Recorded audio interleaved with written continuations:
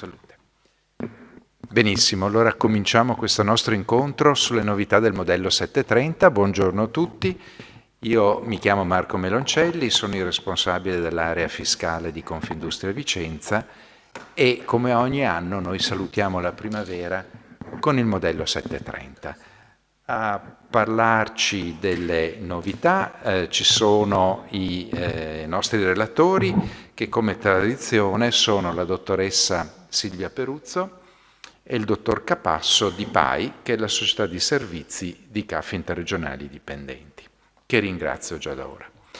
Ricordo che CAF Interregionale Dipendenti è la società di cui sono socie 30 associazioni provinciali di Confindustria del Triveneto e della Toscana e di altre regioni italiane e più di 800 imprese e che da 30 anni cura il servizio di assistenza fiscale e in particolare la compilazione e trasmissione dei modelli 730, ma non solo 730, perché in realtà i servizi che CAF Interregionale Dipendenti offre sono diversi sia per i dipendenti stessi delle società associate, delle aziende associate, sia per le aziende. Ad esempio per i dipendenti proponiamo l'assistenza gratuita per la fornitura dell'ISEE, la redazione della dichiarazione IMU e il calcolo dell'imposta IMU, la registrazione dei contratti di locazione per gli immobili abitativi, la cedolare secca sulle locazioni immobiliari e la compilazione del modello redditi per coloro che non possono utilizzare il 730. E il visto di conformità per lo sconto in fattura o la cessione del credito, ovviamente per quegli interventi che ancora lo consentono. Ora, proprio questa mattina, aprendo il radiogiornale, c'è stata la notizia che nella tarda serata di ieri è stato approvato il terzo decreto legge sul blocco della cessione del credito e dello sconto in fattura. Ricordo che i precedenti ultimi sono stati il decreto 11 dell'anno scorso e il decreto 212 del dicembre del 23. E adesso ancora non abbiamo il testo dell'ultimissimo decreto legge, ripeto, quello portato in Consiglio dei Ministri ieri sera. Forse resteranno salvi gli interventi che al 17 febbraio dell'anno scorso avevano un titolo abilitativo presentato in comune. Ci auguriamo che vengano salvati i contratti già firmati, ma soprattutto per mettere a riparo quelle aziende che li hanno acquistati i crediti, anche quelle. Però, ripeto, il testo di questo decreto legge approvato in Consiglio dei Ministri ieri sera ancora non è disponibile.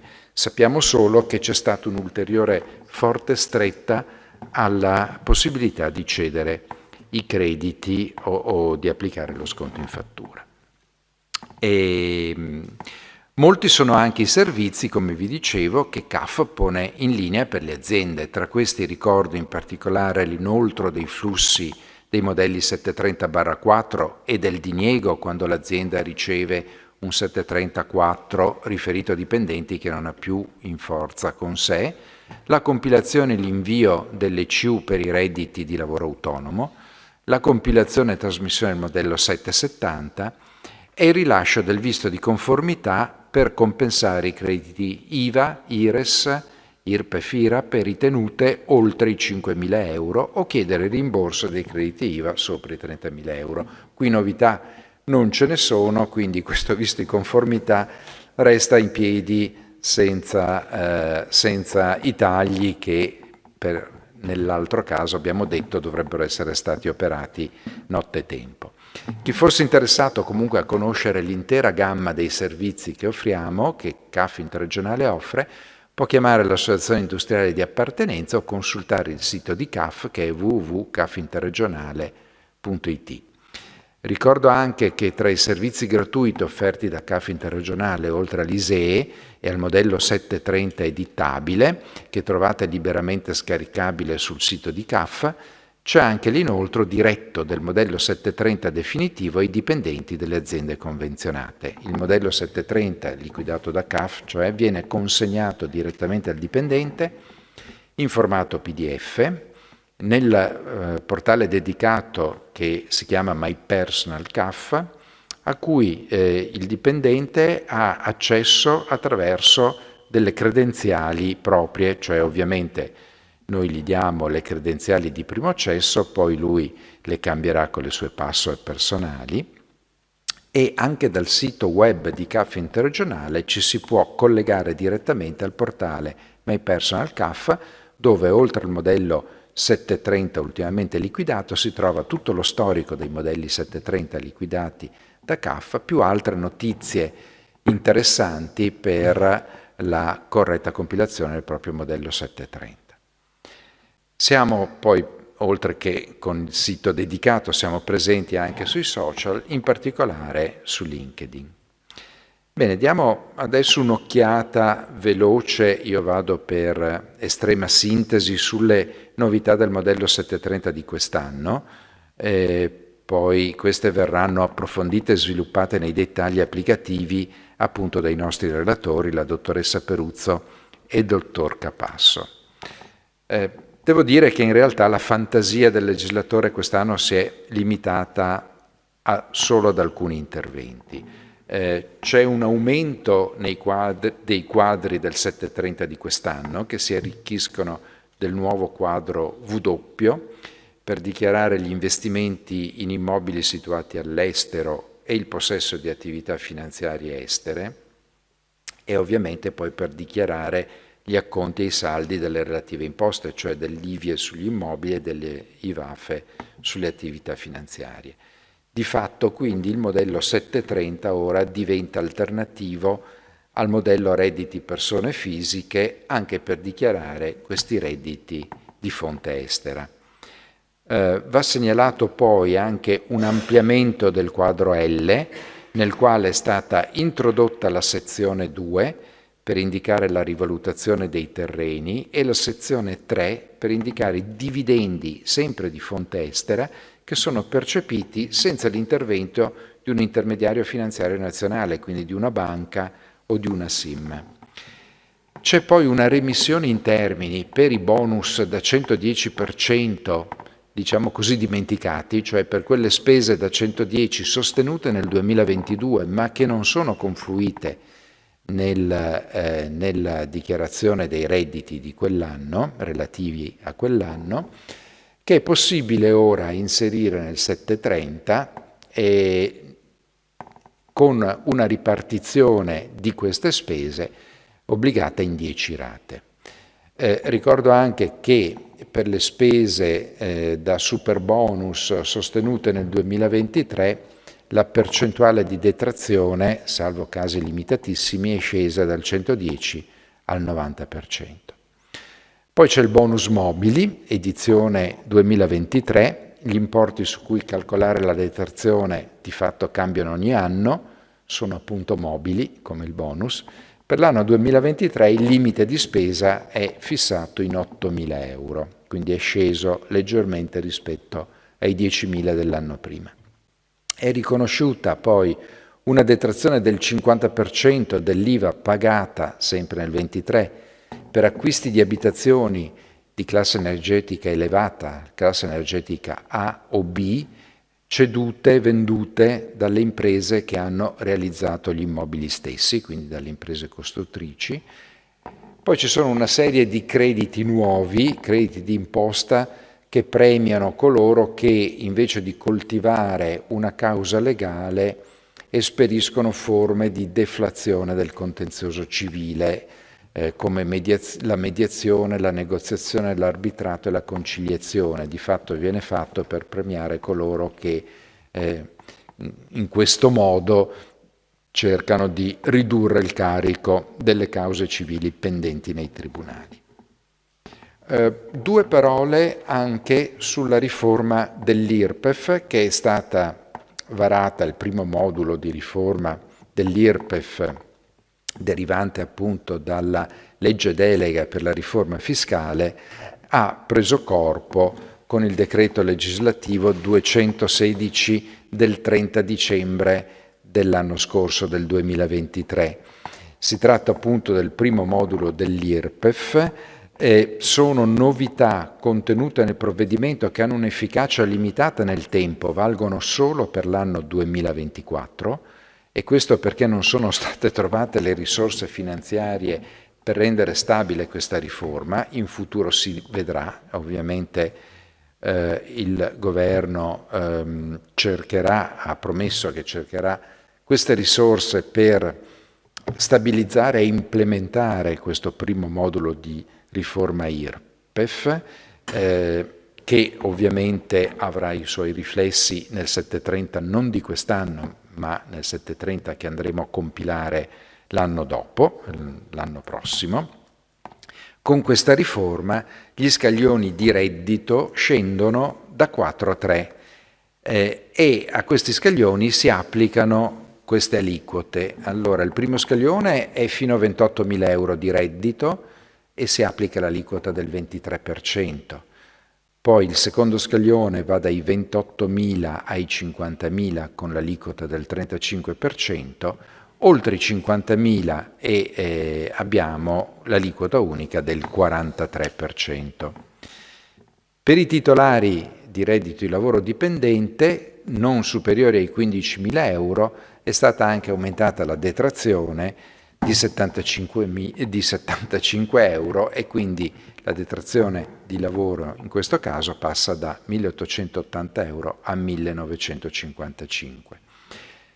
Poi per reperire le risorse necessarie a finanziare questa mini riforma sono stati invece penalizzati i titolari di redditi superiori a 50.000 euro, per i quali è stato diminuito di un importo pari a 260 euro l'ammontare della detrazione lorda spettante per l'anno 2024 in relazione a questi oneri. Si tratta degli oneri la cui detraibilità è fissata nella misura del 19%, fatta eccezione solo per le spese sanitarie, che quindi restano fuori da questa tagliola dei 260 euro, e poi gli oneri derivanti dalle erogazioni liberali in favore dei partiti politici e dai premi assicurativi per rischi di eventi calamitosi, tra cui anche i terremoti.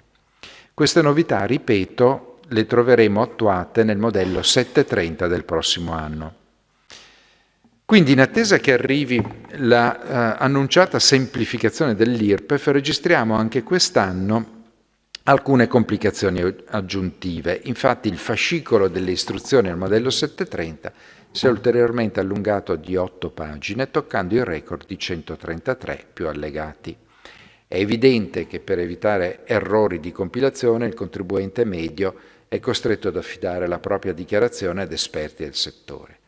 CAF Interregionale Dipendenti questi settori ce li ha, sono 30 anni che offre le proprie competenze ai clienti, non solo durante la campagna 730, ma anche rispondendo ai dubbi, alle richieste di precisazioni durante tutto l'anno, in particolare attraverso la mail assistenza@cafinterregionale.it possono essere fatti dei quesiti, delle richieste a CAF durante tutto l'anno. Detto questo, passerei la parola alla dottoressa Peruzzo. Ricordo a chi partecipa al nostro webinar da remoto che può rivolgerci quesiti utilizzando questo numero su WhatsApp. Il numero è 335 807 46 53 ed è appunto il numero di telefono con cui su WhatsApp potete inoltrarci dei quesiti. Bene Silvia, se vuoi darci qualche notizia sulle novità. Buongiorno a tutti, mi presento, sono Silvia Peruzzo e seguo la parte soprattutto operativa della gestione di CAF Interregionale per quanto riguarda l'assistenza fiscale. Io farò una breve introduzione e poi lascio la parola al collega Capasso per appunto vedere le novità del modello 730. Allora, innanzitutto noi andiamo direttamente, abbiamo sempre Il modello precompilato, scusate, ho qualcosa che non va, eccolo qua. Il modello precompilato è il modello di partenza per l'elaborazione di un modello 730 fatto in maniera adeguata con tutti i dati che potremmo recuperare dall'Agenzia delle Entrate. Sono dati che sono in continua evoluzione e che naturalmente possono presentare anche degli errori e vanno sempre verificati, però consentono già di avere una dichiarazione che si avvicina al modello ideale. Negli anni sono state fatte tante integrazioni e correzioni da parte dell'Agenzia delle Entrate e si è arrivati a un buon livello di controllo di quali sono le spese detraibili. Naturalmente è una base di partenza perché al modello precompilato mancheranno tanti documenti. Allora, in particolare l'Agenzia delle Entrate utilizza sempre le stesse fonti che sono la CU per quanto riguarda l'anagrafica, il quadro dei familiari, le dichiarazioni dei redditi. Tenete presente che le CU di quest'anno però non presentano tutti i dati per esempio dei familiari a carico, perché dal 2022 l'assegno unico universale ha sostituito in parte alcune detrazioni per familiari e le CU non riportano tutti i dati del familiare a carico. Quindi il prospetto del familiare a carico sarà un prospetto che va attentamente controllato e verificato rispetto al dato della precompilata. Dal dato della CU però ne consegue che il dipendente ritroverà, se in mancanza di dati nel quadro dei familiari a carico, non troverà poi le relative spese, perché l'Agenzia delle Entrate nel recuperare le spese dei familiari a carico fa esclusivo riferimento al dato presente nella CO. Quindi se il familiare è indicato in certificazione unica troverà le spese, altrimenti indicherà le spese al contribuente, altrimenti questo dato verrà a mancare e sarà necessario fare un'integrazione del modello. Troveremo anche naturalmente tutte le spese comunicate dagli enti terzi e sono le spese ad esempio che riguardano il sistema tessera sanitaria, le spese delle erogazioni liberali in alcuni casi, gli interessi passivi, le assicurazioni varie e tante altre spese. Mancano sempre comunque alcune piccole spese riferibili per esempio a spese sportive per i ragazzi, alcune spese scolastiche non sono tutte riportate nel modello 730, dipende molto dalla scuola, perché non tutte comunicano i dati regolarmente e soprattutto non tutti i dati vengono comunicati, cioè viene comunicata solo l'iscrizione per intenderci, ma eventuali versamenti di formazione, gite o corsi non ci sono, quindi dovremo integrarle.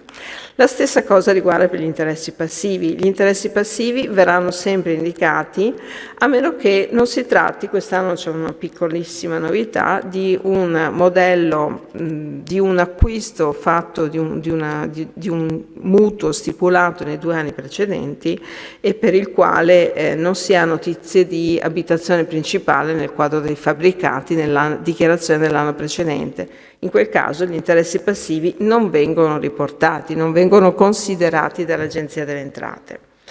Troveremo poi versamenti, eccedenze, crediti d'imposta, non tutti i crediti d'imposta ovviamente, qualcuno dei crediti d'imposta spettanti, per esempio non quello sull'acquisto prima casa, sul riacquisto prima casa, non quello sui crediti per i soggetti impatriati e troveremo poi anche i versamenti e le compensazioni fatti col modello F24, naturalmente fino a una certa data.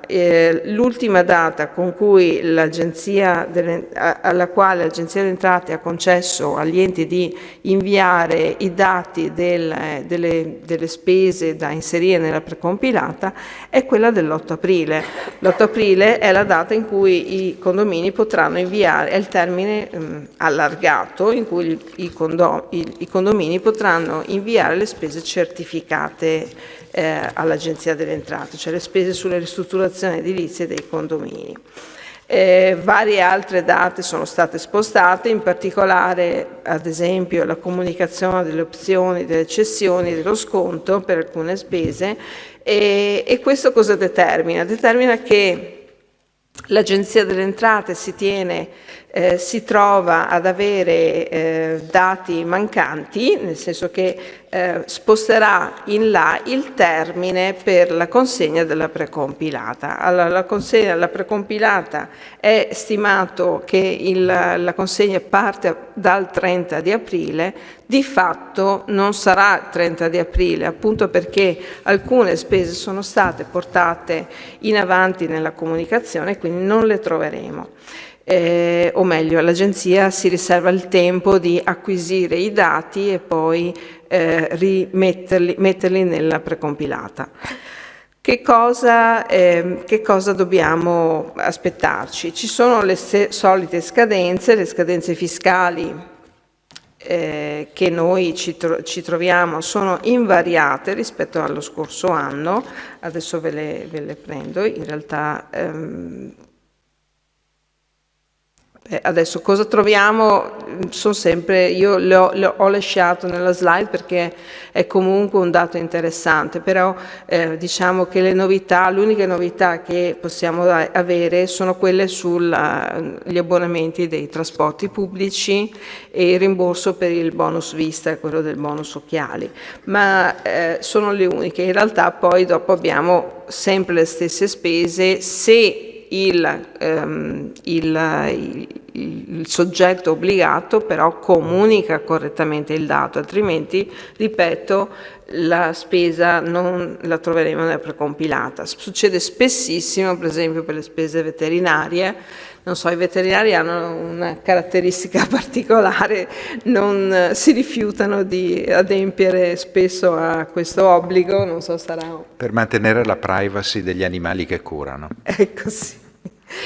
Poi ad esempio le erogazioni liberali, non tutti sono obbligati a comunicare le erogazioni liberali delle ONLUS, delle APS, delle società, delle organizzazioni di volontariato, ma solo quelle che hanno determinati ricavi, per esempio entrate sopra i 220.000 euro, quindi stiamo parlando di associazioni di un certo livello come entità. Poi devo dire anche che i controlli ci permettono, i controlli che ci fa l'Agenzia delle Entrate, che CAF subisce appunto sulla sua attività e che, diciamo, dobbiamo dirlo, danno dei risultati ottimi in termini di valore aggiunto che diamo al modello 730, in quanto pochissime ma rarissime dichiarazioni vengono riprese, però ci consentono anche di verificare come lavora l'Agenzia delle Entrate, sulla base di quali dati viene controllato un modello 730.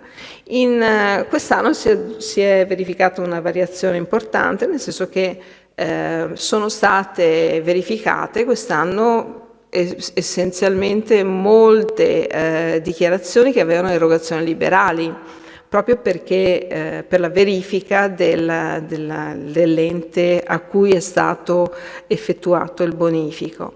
Anche i contributi previdenziali sono stati sottoposti a controllo perché appunto non avendo un riscontro sull'ente previdenziale, il fondo di previdenza che magari non ha comunicato o ha comunicato malamente il dato, le differenze erano frequenti, le differenze rispetto a precompilata, e quindi questo è un dato che è stato controllato spesso. E qua per esempio abbiamo scoperto che l'Agenzia delle Entrate rileva anche chi ha pagato la spesa, cioè è capitato il caso di una certificazione di fondo tranquilla, esatta e correttamente dichiarata dal dipendente, e poi però si è scoperto che la spesa non era stata sostenuta dal contribuente ma da un terzo soggetto. Naturalmente la detrazione, la deduzione era comunque deducibile, bastava solo dichiarare il sostenimento della spesa, però l'agenzia ha rilevato questa incongruenza, cioè una certificazione intestata al contribuente e un pagamento fatto da un terzo. Quindi in questi casi qua è fondamentale, quando ovviamente il CAF non può accorgersi di questo, perché quando c'è, a meno che non sia un bonifico, ma in genere anche i pagamenti fatti con bancomat non si rileva il soggetto che ha versato.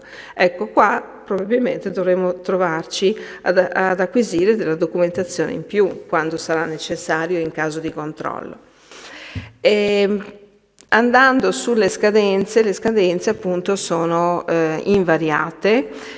Quest'anno appunto vi ho detto l'ultima scadenza è l'8 aprile per le comunicazioni, i condomini è il 4 aprile e l'8 aprile invece i soggetti, le erogazioni liberali. Poi abbiamo la certificazione unica il 18 di marzo e in teoria appunto la messa a disposizione al 30 aprile. In realtà non sarà così. Già da sempre l'agenzia dichiara che è disponibile dal 30 di aprile, ma poi di fatto consegna il dato a partire dal 5-6 di maggio e anche oltre. Il termine di consegna del modello 730 è il 30 di settembre. Quindi queste sono le scadenze. A seconda di quando io presento il modello 730 verrà inviata la dichiarazione da parte del CAF all'Agenzia delle Entrate.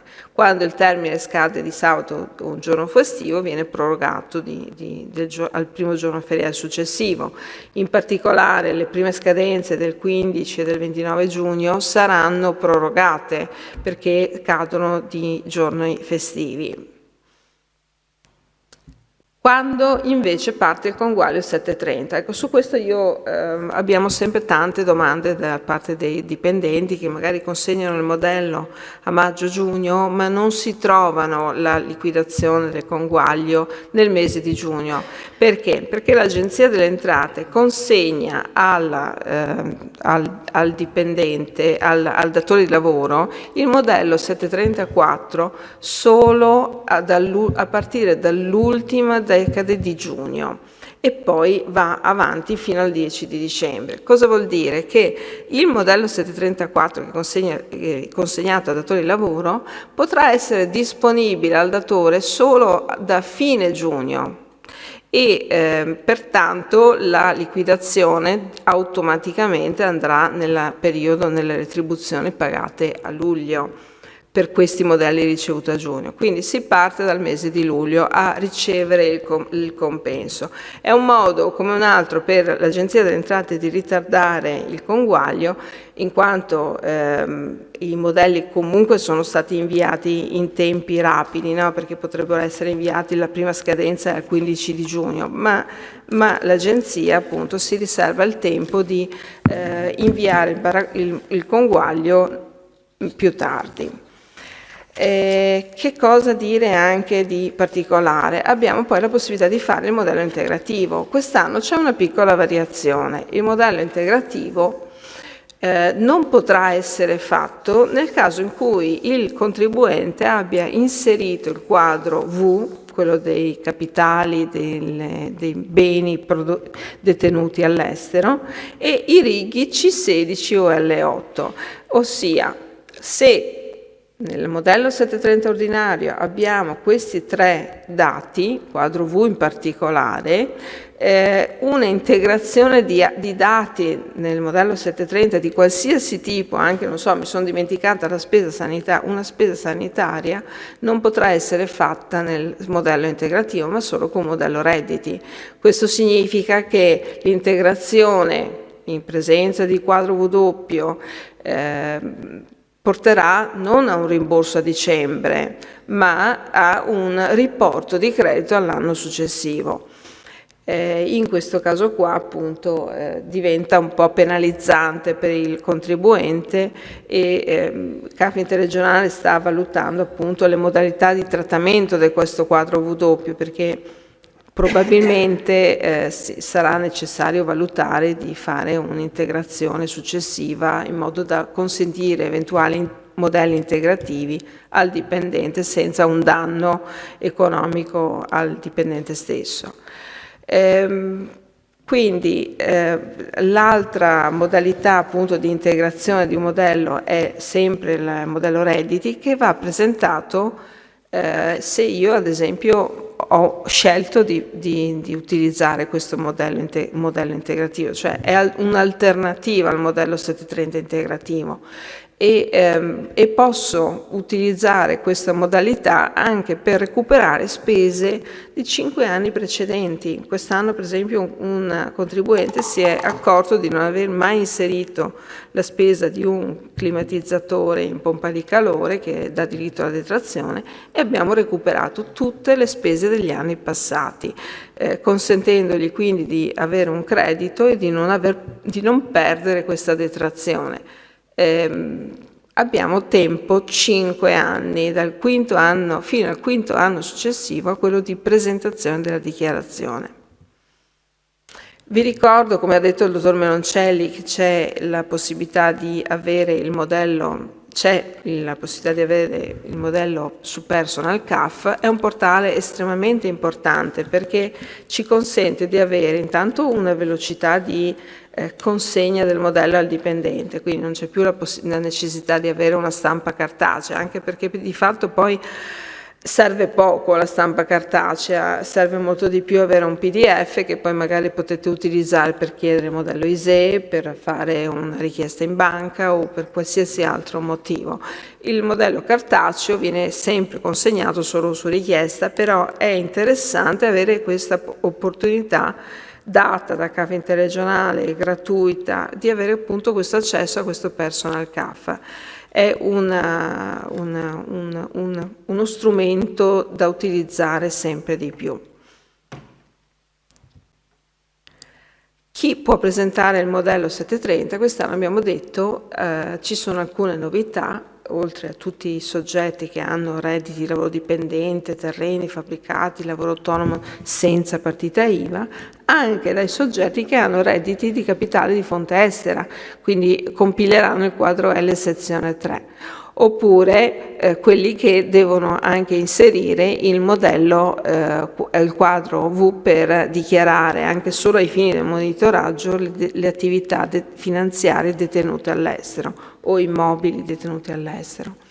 C'è un'ulteriore importantissima novità che è quella di poter scegliere di fare un modello 730 senza sostituto, anche in presenza di un sostituto che può effettuare il conguaglio. Quindi io sono un lavoratore dipendente di un'azienda, ho un credito importante e posso comunque scegliere di fare il modello 730 senza sostituto, cosa che non era possibile fino all'anno scorso. Era un modello dedicato a chi effettivamente non aveva un datore di lavoro che potesse fare il conguaglio. Perché lo facciamo? Perché posso scegliere di fare il modello senza sostituto? Perché può capitare di avere crediti da rimborsi elevati o rimborsi elevati da 730, da conguaglio di 730, ma il mio datore di lavoro magari è piccolino e non ha le sufficienti ritenute, la quantità di ritenute sufficienti a effettuare il rimborso. Ecco, in questo caso qua io scelgo di fare il modello 730 senza sostituto perché in questo modo avrò un rimborso completo del credito effettuato dall'Agenzia delle Entrate con qualche mese di ritardo, ma sarà intero. Se io non avessi questa possibilità, invece, la parte di credito che non mi è stata che il datore di lavoro non ha potuto darmi perché appunto aveva ritenute insufficienti, deve per forza essere portata all'anno successivo, quindi recuperata con ulteriore credito, e si crea in genere un costante, continuo credito parzialmente rimborsato. La stessa cosa, supponiamo di avere invece un modello 730 con un debito importante ma non ho la capienza sufficiente nella mia retribuzione per pagare questo debito, anche in questo caso, scegliendo di fare il modello senza sostituto, io potrò elaborare un modello F24 e presentare il pagamento direttamente all'Agenzia delle Entrate, senza passare per il tramite della mia busta paga, che rimarrà intatta. Abbiamo detto appunto la RW, me ne parla più ampiamente il mio collega, e andiamo avanti su anche le ulteriori novità. In realtà questa del modello del 730 del dipendente deceduto, del contribuente deceduto, non è una novità, c'è da un paio di anni. E il bello che si può presentare questo modello è molto più semplice, molto più veloce. Il rimborso verrà erogato direttamente dall'Agenzia delle Entrate a favore degli eredi. Quindi l'Agenzia delle Entrate conosce quali sono gli eredi, perché in genere c'è una dichiarazione di successione fatta, e a quel punto lì, una volta conosciuti gli eredi, procede direttamente a effettuare il rimborso pro quota agli eredi. Quindi io presento il modello per il deceduto, ma il rimborso viene fatto direttamente dall'Agenzia delle Entrate all'erede. Questo modello va presentato a un CAF, non posso fare una presentazione diretta. Ci sono alcuni redditi che dovranno essere presentati, sono i redditi in particolare di imprese, di lavoro autonomo con partita IVA, ci sono alcune partecipazioni, plusvalenze, ma in linea generale sono poche le categorie di dati che possono rendere obbligatorio il modello redditi persone fisiche, e lo sappiamo bene quali possono essere. Poi una cosa che invece è fondamentale è che il soggetto che non è stato residente in Italia, quindi non era iscritto all'AIRE o aveva un domicilio, una residenza fiscale in un altro Stato, non può presentare il modello 730, ma deve presentare il modello redditi. La stessa cosa è obbligato a presentare il modello redditi chi ha in locazione più di 4 appartamenti. Altre particolarità, ma sono soggetti, diciamo, categorie residuali, pensionati con vantaggi fiscali, ma trovate tutto nelle slide.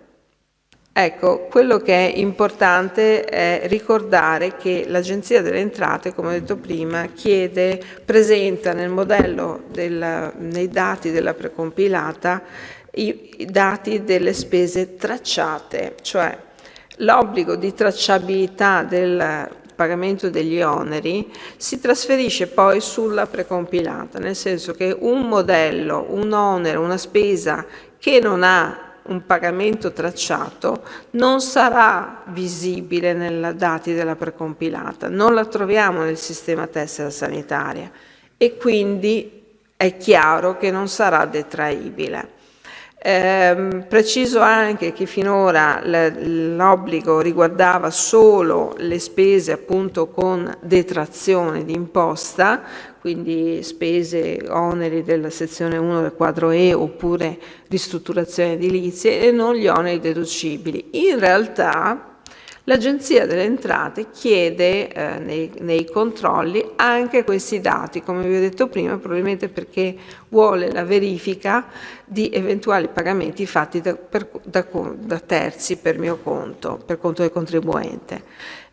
Quindi di fatto il CAF interregionale nella maggior parte dei casi, quando troverà spese che non sono presenti in precompilata, chiederà anche la prova dell'avvenuto pagamento o sostenimento della spesa. Ricordo che non sono obbligate a documentare la tracciabilità le spese per l'acquisto dei farmaci e dei dispositivi medici, e nonché le spese per le prestazioni sanitarie rese in strutture pubbliche, quindi direttamente all'ASL, oppure strutture private ma accreditate al Servizio Sanitario Nazionale. Quindi l'ente, diciamo, la casa di cura privata, ma che presso la quale io posso fare delle prestazioni sanitarie con ticket. Allora, in questo caso qua abbiamo un elenco, per capire se la struttura è accreditata. Quando io faccio delle spese, per esempio per visite professionali private, quindi non riferibili a ticket del Servizio Sanitario Nazionale, io dovrò verificare che questa sia stata convenzionata con l'ASL, con il Servizio Sanitario Nazionale, e quindi andrò a cercarla. Dove vado a cercarla? C'è un elenco specifico ogni regione ha il suo elenco di enti, strutture convenzionate col sistema del Servizio Sanitario Nazionale.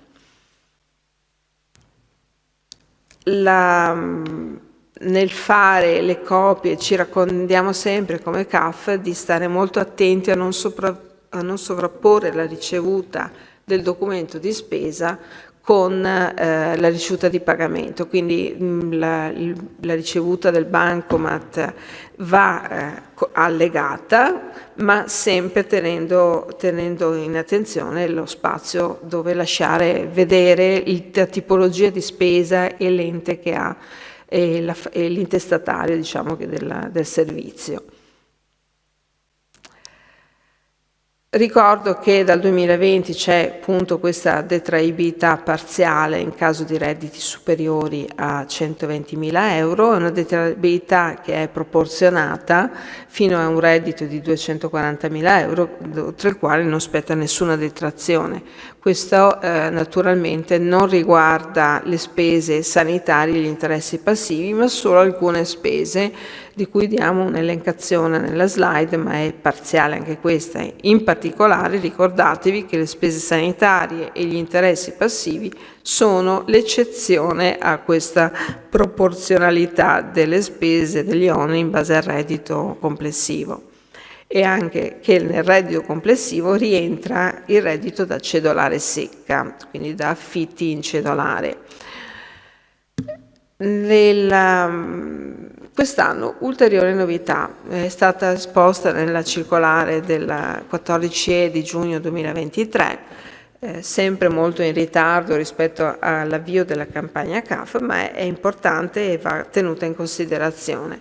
Il contribuente quest'anno ha la possibilità di consegnare al CAF, in luogo dei documenti di spesa e delle ricevute di pagamento, l'elenco delle spese sanitarie recuperato dal sito Sistema Tessera Sanitaria. È il sito dove il dipendente, vi abbiamo dato il link, può accedere per scaricare le sue spese sanitarie e di familiari, e richiede un accesso tramite SPID, ovviamente, o il CNS, quindi un'autenticazione, in modo che il sistema sanitario conferma chi fa l'accesso, proprio per questioni di privacy. Allora, cosa succede? Il dipendente potrà consegnare questo elenco di spese, non deve più preoccuparsi di consegnare, di recuperare tutti i documenti, basta l'elenco delle spese sanitarie, a meno che, attenzione, a meno che non ci siano ulteriori spese sostenute che non troviamo nell'elenco. Vi ricordo che l'agenzia, i dati trasmessi, recuperati nella precompilata e quindi trasmessi al sistema tessera sanitaria, sono dati che il professionista deve inviare, o la società che gli tiene la contabilità recupera. Quindi non è sempre detto che tutto vada perfettamente, non è detto che vengano trasmesse tutte le spese sanitarie al sistema. Io potrei trovarmi delle differenze anche importanti. Ecco, quando mi trovo queste differenze importanti, quindi spese non comprese in questo elenco di spese recuperato dal sistema tessera sanitaria, allora io presenterò, oltre all'elenco delle spese, anche le fatture riferibili a quanto non è riconosciuto dal sistema. In questo modo io posso dare all'Agenzia delle Entrate la prova di quello che è l'importo indicato nel rigo E1 delle spese sanitarie, quindi far trovare all'Agenzia tutti i documenti, e naturalmente ci vorrà anche la prova del pagamento tracciato. Questo è vero soprattutto, a parte per gli errori che ci sono medici che inviano spese come spese veterinarie, veterinari che inviano spese come spese mediche, cioè anche lì comunque va un attimo controllato, perché non è sempre corretto tutto quello che è riportato in questo elenco. Però potrebbe esserci anche spese sostenute all'estero, per esempio, o per noleggio di dispositivi da società private in Italia, dispositivi medici. Ecco, queste spese non le troviamo nell'elenco delle spese sanitarie e possono però naturalmente essere detraibili. Allora il contribuente consegnerà al CAF la spesa e la prova di pagamento. E io mi fermerei qua, perché adesso lascio la parola al mio collega e poi magari riprendo un po' di dati per riassumere quelle che sono le novità nei bonus edilizi. Bene, prima di dare la parola al dottor Capasso, abbiamo sollecitato, forse parlando ai veterinari, una curiosità al riguardo. Allora c'è una domanda che ci è pervenuta appunto su WhatsApp, che chiede chi è il soggetto abilitato a detrarre la spesa veterinaria, cioè se il titolare della proprietà dell'animale o meno, o chi paga. In realtà è chi paga, a condizione che ovviamente il codice fiscale di chi paga sia indicato nei documenti, cioè nella fattura o nella ricevuta che viene rilasciata dal veterinario, dalla clinica veterinaria, così via. Questo è stato indicato, se non ricordo male, ancora nel 2001 dalla circolare 55. Sì, è un errore frequente. Succede spesso che dal veterinario ci vada il coniuge a carico che magari non lavora, e la fattura il veterinario magari la fa questo coniuge. Ecco, in questi casi qua la spesa diventa indetraibile, cioè la spesa sostenuta dal coniuge a carico per spese veterinarie non può essere portata in capo al dichiarante,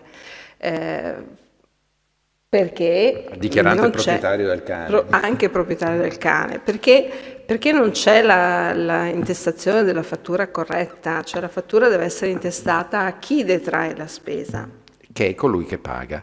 E tra parentesi, ovviamente va anche pagato con metodi tracciabili. Sempre. Ultimamente, salvo casi estremi ma praticamente inesistenti, che il veterinario appartenga al Servizio Sanitario Nazionale, ma sì, di fatto è un caso di scuola, non ecco, esiste. È importante anche quando io faccio una spesa all'estero, supponiamo di avere un cane che sta male all'estero e io pago un veterinario, quella spesa è detraibile se è facilmente traducibile, quindi in inglese, spagnolo, francese e tedesco, altrimenti serve una perizia giurata e a quel punto credo non ne valga la pena. Però io devo presentare, oltre alla spesa, anche la prova del pagamento, quindi non il pagamento in contanti all'estero, è sempre necessario il pagamento con un bonifico, con la carta di credito.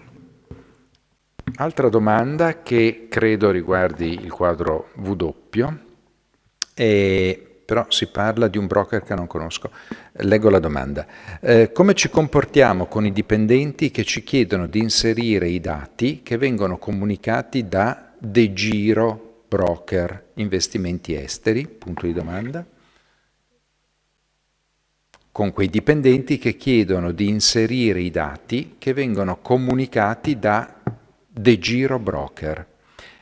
E la domanda è: sono investimenti esteri? Bisognerebbe capire che investimenti sono. Sì, bisogna vedere il documento. Per la compilazione poi del quadro W bisogna anche considerare il fatto che il CAF non rilascia nessun tipo di visto su quella compilazione, quindi i dati che vengono inseriti sono a discrezione di chi lo fa, perché il CAF non rilascia nessun tipo di visto di conformità su quell'inserimento. Bisogna vedere il tipo di documento che è, se è un intermediario di quelli che rilascia l'attestazione dei beni posseduti, delle criptovalute magari anche, sono quelli dati da utilizzare, sì. Diciamo che adesso guardiamo poi nel dettaglio un attimo. Il quadro RW, il quadro W, nell'istruzione modello 730 c'è scritto ben poco, cioè le istruzioni a modello 730 danno delle indicazioni su come compilare i campi del quadro W, ma in realtà tutta la normativa deve essere attinta, ripescata insomma dal modello Redditi persone fisiche. Quindi su come comportarsi in realtà bisogna continuare a seguire la linea utilizzata quando la dichiarazione era di tipo autonomo, cioè la compilazione del modello Redditi persone fisiche è del tutto autonoma, e comprese anche il rischio di errore di controllo, in caso di controllo da parte delle agenzie entrate. Nel modello 730 questo rimane, il fatto che vengano inseriti i dati in questo modello non cambia quest'ottica di responsabilità del dato che viene inserito. Quindi adesso non so come daremo che tipo di consulenza riusciremo a dare ai fini della compilazione del quadro, perché resterà appunto l'incombenza in capo al contribuente, diciamo, su questi quadri qua. Questo come quadro L, cioè questi quadri che derivano dalla compilazione del modello Redditi IPF non sono soggetti a visto di conformità.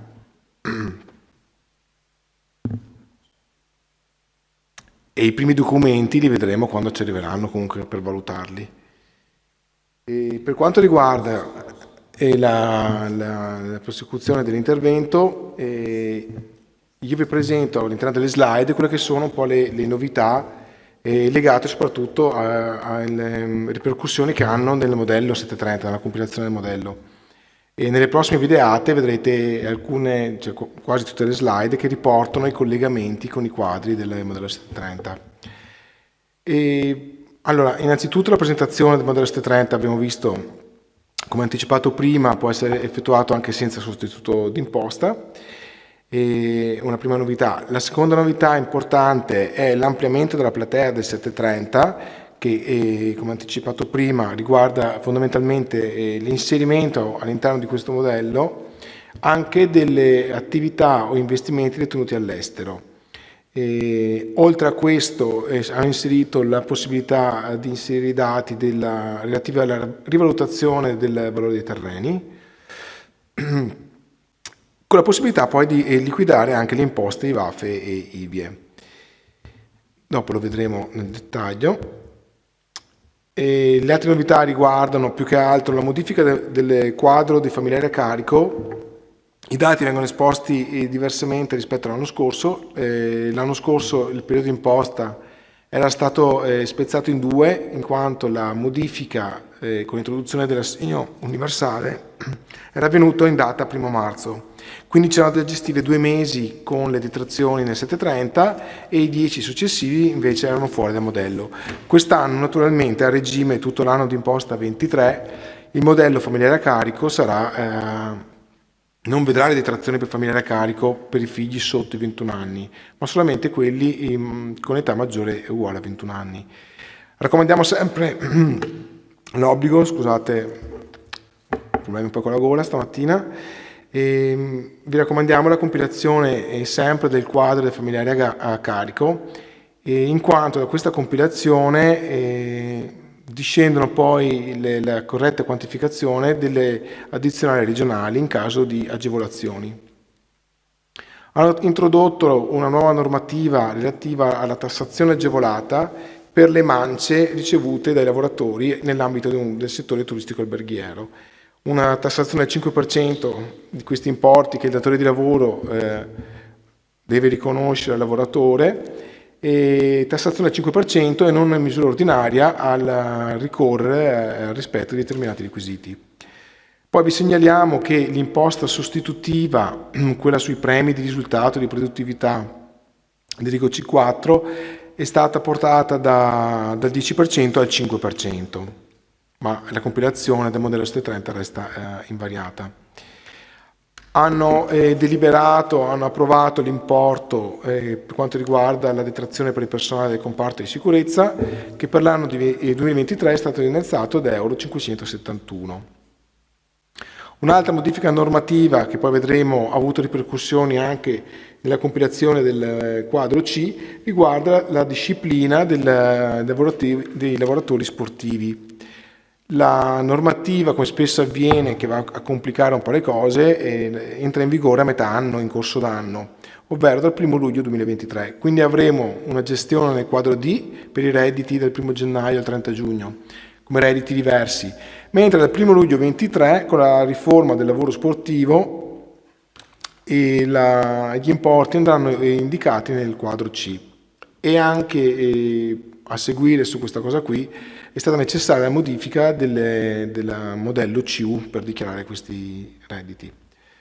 Poi successivamente ritornerà a parlare la dottoressa Peruzzo del bonus mobili, della detrazione. Hanno reintrodotto la detrazione per l'acquisto di abitazione principale, che c'era stata qualche anno fa, poi non più ripresentata, adesso l'hanno reintrodotta per il 2023 e nel 2024 non c'è. E poi vi parlerà della detrazione super bonus. E infine nel quadro G, non ne parleremo, ve li indichiamo soltanto, hanno inserito una serie di crediti d'imposta per quanto riguarda le mediazioni o negoziazioni di arbitrati, con riconoscimento di crediti d'imposta. La prima slide che volevamo farvi vedere è questa, riguarda quindi la possibilità di presentare il modello 730 senza sostituto. Le caselle da compilare, vedete, sono quelle 730 senza sostituto, indicando la lettera A. E poi, andando più giù, nella zona dei dati del sostituto di imposta, flaggare la casella in cui c'è scritto modello 730 dipendenti senza sostituto. Se dalla dichiarazione emerge un credito, il rimborso verrà erogato dall'Agenzia delle Entrate, naturalmente. In caso di debito, invece, bisogna fornire al dipendente il modello F24 perché dovrà provvedere in maniera autonoma al pagamento. Ecco qua invece i nuovi quadri, le nuove sezioni che sono state introdotte a seguito dell'ampliamento degli utenti del modello 730. Allora, il quadro L prevede la sezione 2, denominata appunto rivalutazione dei terreni, con i righi che possono essere compilati l'L6 e l'L7. In questi campi quindi possono essere inseriti i dati relativi alla rivalutazione del valore dei terreni. Sapete, è una norma, penso che molti la conoscono, che dà la possibilità di aggiornare il valore dei terreni, e non solo, anche di partecipazioni. Comunque a noi interessa qua il valore dei terreni, per portarli ad un valore di mercato, quindi in caso di cessione eventuale di questi terreni poi il soggetto non genererebbe una plusvalenza, o seppur in forma minore, insomma. Rivalutando questi terreni, però, per accrescere il loro valore, bisogna versare un'imposta sostitutiva del 16%. Questi dati erano gestiti prima nel quadro RM del modello redditi persone fisiche, adesso può essere gestito anche nel modello 730. Come vedete sotto, possono essere oggetto di rivalutazione i terreni posseduti, questa è la norma, proprio 2 righe per riassumerla, posseduti alla data del 1 gennaio 2023, deve essere stata fatta una perizia di stima giurata da un perito, da un consulente, deve essere stata fatta entro il 15 novembre 2023 e affinché questa rivalutazione abbia effetto e sia regolare, che produca i suoi effetti, insomma, deve essere versata l'imposta sostitutiva del 16% o in un'unica rata entro il 15 novembre o almeno una prima rata. Questi dati sono i dati che devono essere indicati poi nel 730, cioè il valore rivalutato e l'imposta sostitutiva dovuta, l'eventuale imposta versata, qua si intende perché questi terreni potrebbero essere stati oggetto già di una precedente rivalutazione, perché questa è una norma, anche se qua la vedete indicata come del 2002, è un provvedimento che poi viene prorogato, rinnovato di anno in anno, ormai da appunto diversi anni. Quindi potrebbe esserci già una imposta pagata precedentemente che deve essere scomputata per non pagare 2 volte sullo stesso valore. Sotto la sezione 2 invece troviamo la sezione 3, che è quella, anche questa qui nuova, Rigo L8, che riporta indicazione dei redditi capitali soggetti di imposta sostitutiva. Sono redditi capitali, come detto anche in apertura, redditi di capitale di fonte estera, che sono diversi da quelli che concorrono a formare il reddito complessivo e sono percepiti direttamente dal contribuente senza che ci sia la presenza di un intermediario che possa operare la ritenuta. come avverrebbe in Italia. In Italia questi fondamentalmente potrebbero essere gli interessi su dei conti di deposito. Su questi interessi l'intermediario, la banca, il sistema bancario, opera già una trattenuta, quindi trattiene già l'imposta, la ritenuta a titolo appunto di imposta. E non essendo presente questo soggetto per i redditi detenuti, redditi capitali di fonte estera, devono essere tassati in Italia come se fossero stati insomma realizzati qua. Si parla sempre naturalmente di residenti Italia. Tali redditi quindi sono soggetti ad imposta sostitutiva nella stessa misura in cui lo sarebbero stati se fossero stati generati e prodotti qua in Italia. Il rigo L8, che è il rigo che interessa per questa compilazione, nella casellina 1, nella colonna 1, ha un'indicazione denominata tipo, presenta tutta una serie di operazioni, meglio all'interno delle istruzioni ministeriali, troverete, perché vale il caso, l'elenco di tutte le attività finanziarie di questi redditi che possono essere indicati in questo campo. Quindi a seconda della lettera corrispondente che si andrà a utilizzare verrà individuato il tipo di reddito. Nelle istruzioni trovate l'elenco. C'è anche la possibilità nella colonna verso destra di optare, ma questo non si può fare in tutti i casi, dipende dal tipo di reddito che si va ad indicare, si può optare per una tassazione ordinaria. Quindi magari in questo caso si può andare a recuperare quello che eventualmente è già stato pagato all'estero come imposte.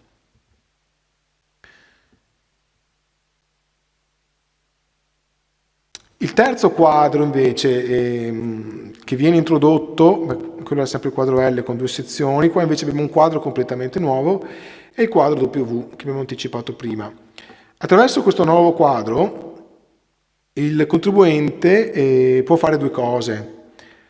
Allora, può rispettare la normativa del monitoraggio fiscale, cioè serve a 2 cose: a rispettare la normativa sul monitoraggio fiscale e in più serve per liquidare le imposte legate alle attività dichiarate nel monitoraggio.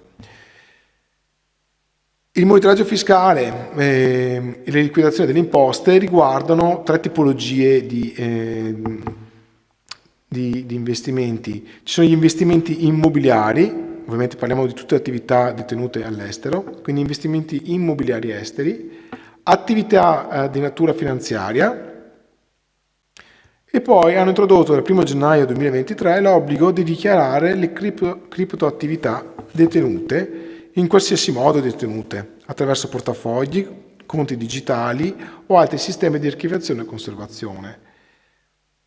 E qua sul mondo delle criptoattività sì, non è facile muoversi, perché dalla poca esperienza che abbiamo avuto in alcuni casi, perché sono casi isolati, ma anche se in realtà adesso ne stanno venendo fuori sempre di più, la documentazione, cioè la documentazione da reperire non è facile, e neanche il fatto di monitorare, in che modo monitorare l'acquisto e le vendite continue avvenute durante l'anno di queste criptoattività non è facile, soprattutto se non si utilizza una piattaforma tipo exchange che invece rilascia un'attestazione di questi valori. Comunque nel quadro quindi W io posso sia indicare il monitoraggio, dare spazio al monitoraggio di questi beni, di questi valori, e in più posso liquidare le imposte.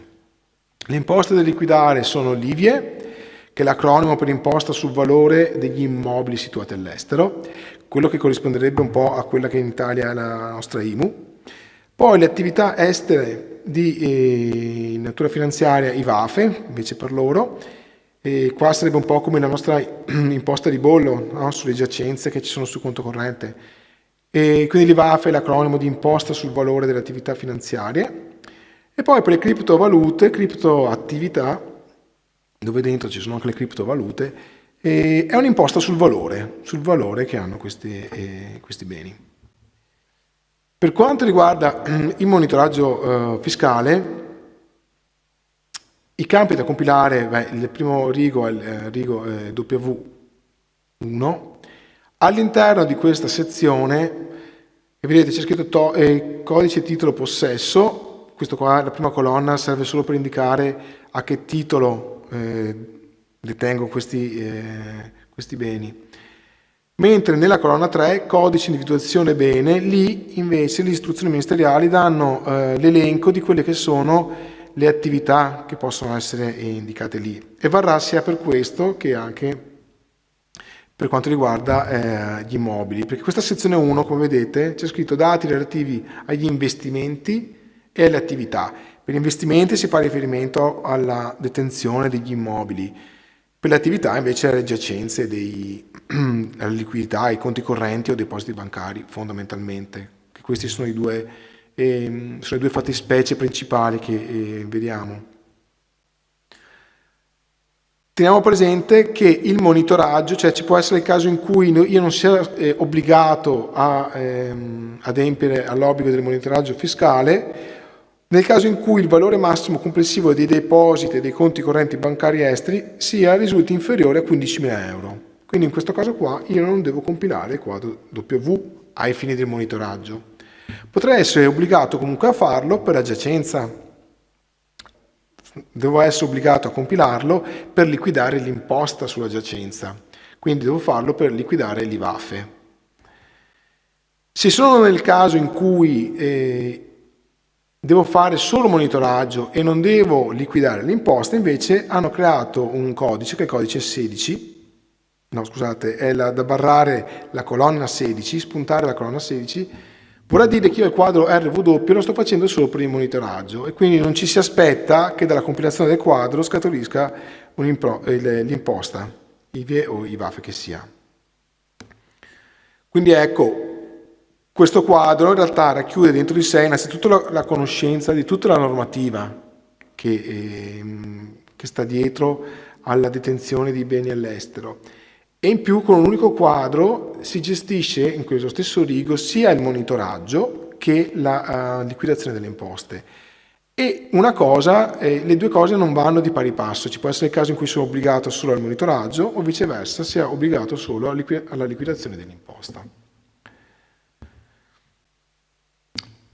La liquidazione delle imposte attraverso il quadro W è possibile, abbiamo visto, con la compilazione. Nella sezione 2 danno la possibilità di indicare invece eventuali eccedenze che derivano da dichiarazioni di anni precedenti, quindi sarà necessario in questo caso gestire quello che è stato fatto negli anni precedenti anche a titolo di versamento di acconti nel modello redditi e poi riportarlo in questa sezione.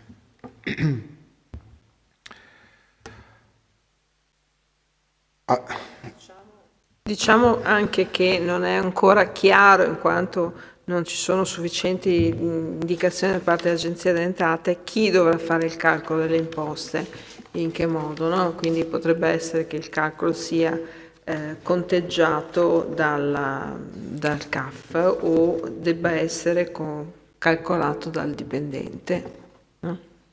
Beh, attualmente non... allora, il problema grosso è che nelle istruzioni non hanno dato nessuna indicazione. Hanno inserito il quadro, hanno detto come compilarlo, ma non ci sono indicazioni. Fanno un rimando all'istruzione del modello redditi persone fisiche, e anche dal punto di vista del Ministero non hanno dato indicazioni se il CAF quanto sia coinvolto in nella attestazione di questi importi. Di sicuro c'è, che però non viene rilasciato il visto su questa compilazione. Questo è certo, insomma, non è oggetto di visto di conformità. Il fatto che non sia oggetto di visto vuol dire che il CAF in teoria non dovrebbe fare i conteggi e certificarli. Il problema nasce anche perché le liquidazioni di queste imposte poi, cioè le scadenze per il versamento sono quelli ordinari, quelli che sarebbero gestiti col modello redditi, vuol dire 30 giugno. E questo non si allinea bene con quelle che sono le scadenze invece del versamento o dei crediti liquidati dal modello 730, anche perché il quadro I ci dà la possibilità di realizzare delle compensazioni nel modello F24 tra ciò che esce nella liquidazione di queste imposte sostitutive e quello che viene generato dal invece 730 IRPEF ordinaria. È anche vero però che la documentazione per la compilazione di questo quadro W spesso, dalla poca esperienza che abbiamo, insomma, per il modello Redditi, non avviene nei primi mesi, quindi è di facile reperimento. Quindi diciamo che anche chi dovesse compilare il quadro I chiedendo la compilazione, la compensazione tra ciò che deriva da questi quadri e quello che deriva dal modello 730 IRPEF ordinaria, vi raccomandiamo di non farlo, la compilazione del quadro I, perché non riusciamo a gestire tra l'elaborazione del 730 e invece il versamento di queste imposte che sarebbe 30 giugno. Quindi hanno fatto un po', hanno mescolato un po' le carte senza tener conto però di tutte le ripercussioni operative del caso. Anche perché una compilazione, un'elaborazione tardiva del modello 730 con quadro V poi determinerà l'obbligo per il contribuente di calcolarsi il ravvedimento operoso su questi importi dovuti e non versati nei termini, altrimenti poi arrivano le sanzioni dirette al contribuente da parte dell'Agenzia delle Entrate. Quindi siccome sappiamo che comunque il quadro V è complesso e i dati non sempre sono reperibili subito a maggio-giugno, ma nei mesi successivi, diventa un problema compilare il quadro W nel modello 730. Sì, e quindi per quanto riguarda la compilazione di questi quadri, ci fermiamo qua?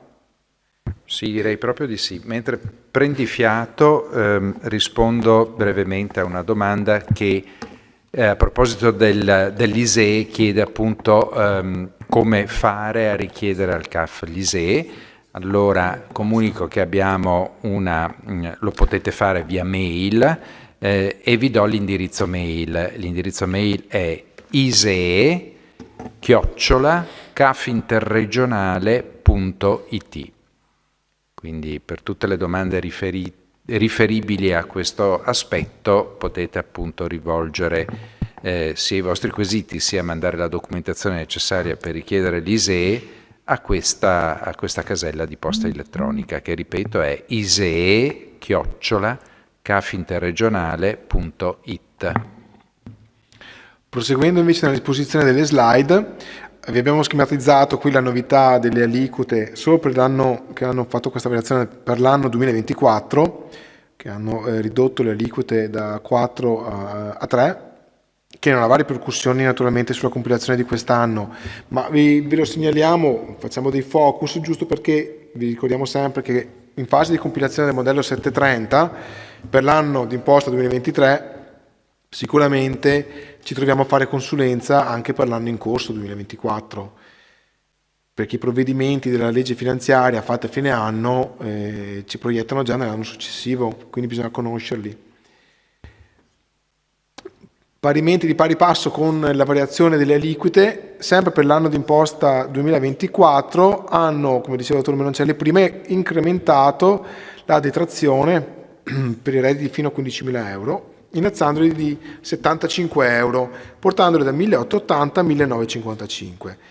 Questo in realtà ve ne parlo perché determinerà per l'anno, avrà una ripercussione nell'anno 2024 per quanto riguarderà il conteggio del trattamento integrativo. Mentre nel 2023 nulla cambia per il trattamento integrativo, nel 2024 il conteggio sarà un po' modificato solamente per quanto riguarda i redditi fino a 15.000 euro, che troveranno garantiti 1.200 euro di trattamento integrativo. Per quanto riguarda invece i redditi che vanno dai 15.000 ai 28.000, i 1.200 avranno un riconoscimento variabile. Nel conteggio del trattamento integrativo per il 24, questo incremento di detrazione di 75 euro verrà decurtato per dare la possibilità ai soggetti che appartengono a questa fascia di ricevere il contributo. Quadro dei familiari, allora, quello che dicevo prima, c'è sempre l'obbligo di compilare, arrivo subito di compilare il quadro anche se non ho figli al di sotto di 21 anni, perché questo sarà necessario per quanto riguarda il conteggio delle eventuali agevolazioni regionali. Vai. Chiedo scusa, c'è un'altra domanda sempre sul quadro W. Allora, la domanda è: se il contribuente non inserisce i dati nel quadro W del 730, può inviare solo questo quadro in unico? Allora, non è più possibile aggiungere il quadro RW al 730, però è ancora possibile fare unico, chiaramente. Bisognerà capire se poi fare solo l'unico col quadro RW. In realtà dovrebbe diventare un integrativo del 730 il modello unico, quindi riportando tutti i redditi che tu hai inserito nel 730. Di fatto devi fare un integrativo con il redditi persone fisiche. Ma compilare solo il frontespizio con il quadro RW non è più possibile? Questo non Questa, è più, questo sembra non essere più possibile. Anche se le istruzioni, i 730, come dicitura, dicono che il contribuente può utilizzare il quadro W, sembra quasi che dia spazio se vuoi utilizzare il W oppure alternative, ma in realtà da altre fonti, da altre indicazioni, sembra proprio che la presentazione del frontespizio modello redditi compilando soltanto l'RW non sia più possibile. Quindi bisogna utilizzare il quadro del modello 730. Questa è stata una risposta che l'Agenzia delle Entrate ha dato, come si suol dire, per le vie brevi, cioè una risposta telefonica a un quesito fatto dai CAF. Bene, quindi come vi dicevo, il trattamento integrativo per l'anno 2023 resta invariato con il rispetto sempre delle due condizioni della capienza per i redditi fino a 15.000 euro, dell'imposta lorda rispetto alle detrazioni, e per quanto riguarda invece i redditi superiori, oltre al rispetto del primo requisito, quindi della capienza dell'imposta lorda rispetto alle detrazioni del lavoratore dipendente, poi bisogna verificare anche la capienza delle detrazioni rispetto all'imposta, detrazioni che derivano però da altri oneri, che sono gli stessi dell'anno precedente, non è cambiato nulla.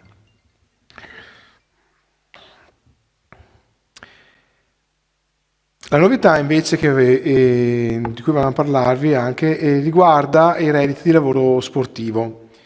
La modifica è avvenuta in data 1 luglio 2023 e ha determinato quindi la divisione del periodo di imposta in 2 semestri. In particolare quindi i compensi degli sportivi dilettanti percepiti fino al 30 giugno 2023 devono essere considerati come prima, in base alla vecchia normativa, redditi diversi e devono essere gestiti nel quadro D. I redditi percepiti invece a partire dal 1 luglio 2023 non sono più redditi diversi, ma sono redditi di lavoro dipendente o assimilati, quando l'abbiamo scritto, o possono essere anche considerati redditi di lavoro autonomo.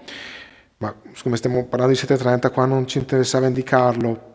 Comunque sono redditi di lavoro dipendente o assimilati a seconda dell'inquadramento contrattuale del singolo atleta e devono essere gestiti quindi nel quadro C. Diciamo che non hanno inserito del rigo della sezione 1, dove ci sono i punti C1, C2 e C3, che sono identici, all'interno della tipologia di reddito che si può indicare nella colonna 1, hanno inserito 2 codici, che sono il codice 8, quando dovrà indicare poi redditi di sportivi dilettanti. Invece il codice 9 sono sportivi professionisti che però sono under 23. Per entrambi i codici la compilazione deve essere fatta al lordo, cioè bisogna indicare tutto il reddito che troviamo nella CU. Sappiamo che il reddito risulta essere soggetto a tassazione per la parte che eccede i 15.000 euro, ma noi dobbiamo indicare nel modello 730 tutto l'importo al lordo di questo, perché sarà il CAF, insomma chi presta l'assistenza fiscale, che nel conteggio, nel liquidare l'imposta, terrà conto solo della parte che eccede i 15.000. Per far fronte quindi, per rispettare il nuovo dettato normativo, è stato necessario, oltre all'adeguamento dell'istruzione del 730, anche redigere un nuovo modello CU 2024 e hanno inserito una nuova sezione proprio destinata ai redditi di lavoro sportivo, ve l'abbiamo inserita qua nella slide, vedete il contratto può essere sia a tempo indeterminato che determinato. I campi che interessano la compilazione del 730 sono quelli il 781 e il 782, oppure quelli a fianco, nel caso di contratto a tempo determinato, 784 e 785. Qui la precompilata sicuramente aiuterà, nel senso che troveremo questi dati, perché anche nel travaso della precompilata del modello 730, perché sono contenuti nella CU, quindi già il datore di lavoro avrà fatto questa compilazione, che verrà travasata nel 730.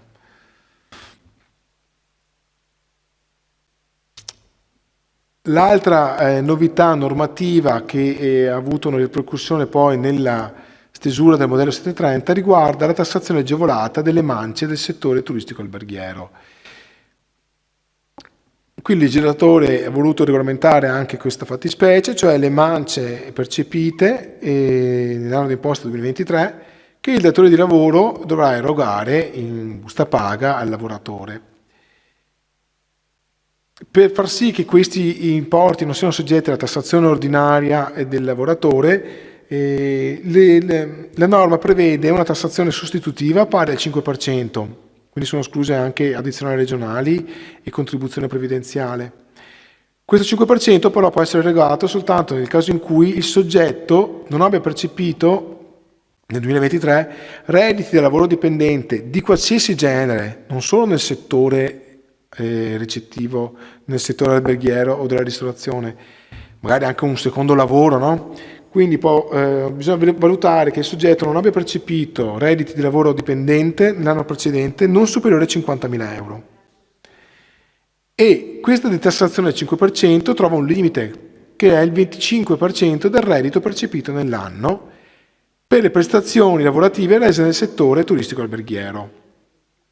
Quindi le cose da fare sono due. Primo, verificare che nell'anno precedente il soggetto non abbia percepito più di 50.000 euro come lavoratore dipendente.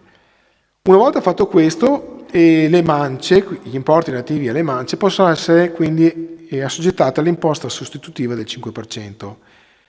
Questo assoggettamento trova un limite però, che è pari al 25% di tutto il reddito che questo soggetto ha percepito, però soltanto relativamente all'attività prestata nel settore turistico alberghiero. Questo bisogna stare attenti a questa cosa qui, perché se il soggetto supera questo 25%, la parte eccedente sarà assoggettata all'aliquota ordinaria IRPEF, e quindi la compilazione del RIGO andrà fatta in modo diverso. Bisogna stare attenti poi anche alla condizione di 50.000 euro, perché se erroneamente il datore di lavoro ha riconosciuto la tassazione del 5% su questi importi, ma il soggetto aveva percepito più di 60.000, più di 50.000, per esempio 60.000 euro, il modello 730 serve per correggere queste compilazioni, e quindi l'imposta che originariamente, il reddito che originariamente era stato assoggettato a imposta sostitutiva dovrà essere, fleggando con la colonna 5, passato a tassazione ordinaria. Non penso che troveremo tanti casi relativi a questa normativa.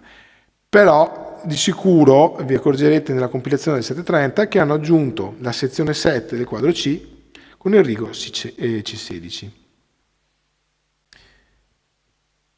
Questo tipo di reddito andrà ad influire comunque nel conteggio del reddito complessivo al fine del riconoscimento, per esempio, del trattamento integrativo. Quindi la compilazione di questi campi è sempre obbligatoria. È un po' come il C4, non si possono, cioè pensando che siano soggetti a imposta sostitutiva, non si può pensare che non abbiano delle altre ripercussioni, perché in realtà vanno ad incidere sul conteggio, per esempio, del reddito complessivo per l'imposta per il trattamento integrativo, come la cedolare secca. Adesso rilascio la parola alla dottoressa Peruzzo per altre novità delle detrazioni. Poi ci vediamo alla fine per le novità del 2024. Nel caso dei bonus, io parlerò dei bonus edili. Allora, in particolare facciamo una carrellata veloce anche di ripasso per quelli che sono i bonus attuali e poi quello che sarà nel 2024.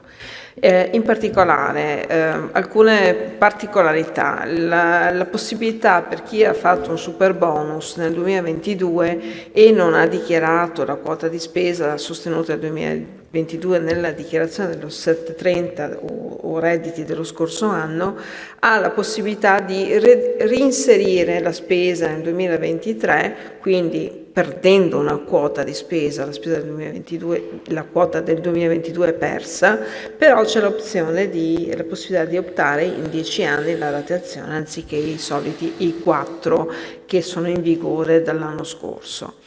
Poi abbiamo appunto, l'abbiamo già detto il collega, la detrazione IVA per l'acquisto delle abitazioni in classe A o B, attenzione, solo il 2023, perché nel 2024 questa è una detrazione che non è stata prorogata.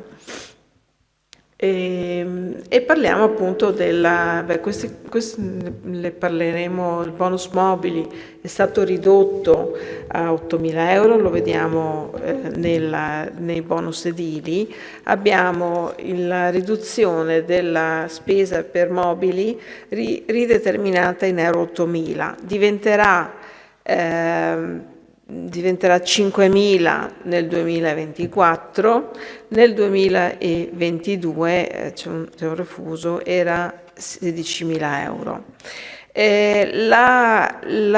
Ovviamente è stato già più volte detto che il bonus mobili spetta in occasione di interventi di recupero del patrimonio edilizio, non di efficienza energetica, di risparmio energetico, ma soprattutto è stato specificato dall'Agenzia delle Entrate che in presenza di interventi autonomi sorge il nuovo diritto al bonus mobili. Quindi ogni volta che faccio un intervento diverso dal precedente, io ripristino un plafond per il bonus mobili, quindi avrò ulteriori 8.000 o 5.000 nel 2024.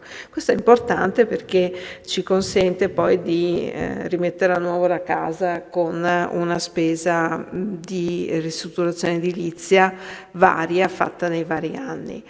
Ricordo che c'è dall'anno scorso, dal 2022 diciamo, c'è l'obbligo di applicazione dei contratti collettivi edili, ossia da maggio 2022, quando la spesa, l'appalto è superiore ai 70.000 euro, quindi io stipulo un contratto di appalto, una fornitura con un impresario del valore di 70.000 euro o più, allora in fattura o nel contratto di appalto o di affidamento del lavoro, oppure con una dichiarazione sostitutiva di atto notorio, l'impresario dovrà dichiarare di aver applicato il contratto collettivo nazionale edile e quale tipologia di contratto ha applicato. Questo vale per poter detrarsi poi anche a cascata il bonus mobili nel caso appunto ci siano lavori importanti. Quindi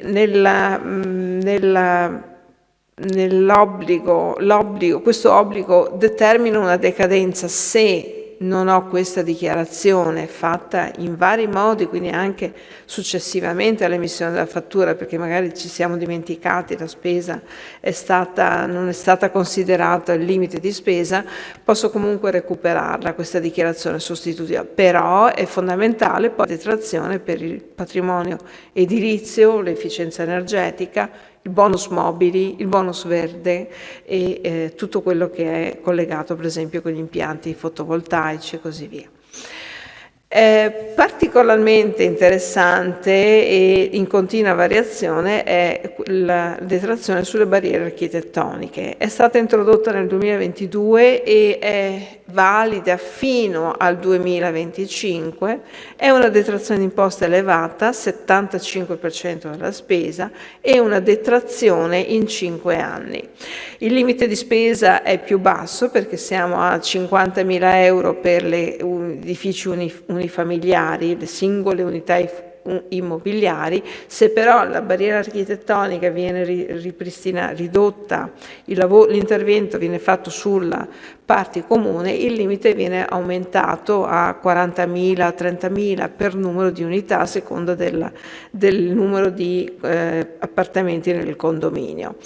Che cosa c'è di differente? Allora, fino al 29 dicembre 2023 la spesa ammessa riguardava tutto quello che era superamento e eliminazione di barriere architettoniche di qualsiasi tipo, quindi anche una sostituzione di infissi, una sostituzione di un portone, magari fatto in maniera adeguata ai fini della disabilità, il rifacimento di scale, ma soprattutto il rifacimento di impianti tecnologici e l'automazione. Tutto quello che favoriva la mobilità interna o esterna della persona disabile era gestibile come detrazione per eliminazione di barriera architettonica. Era una detrazione importante perché appunto rientravano molte tipologie di spese. Poi se era fatta in contemporanea con il Superbonus 110, la detrazione si elevava dal 75 al 110%. Cosa è successo dal 30 di dicembre? Dal 30 di dicembre c'è una nuova normativa che prevede la detrazione della spesa sostenuta solo per scale, rampe, ascensori, servoscale, piattaforme elevatrici.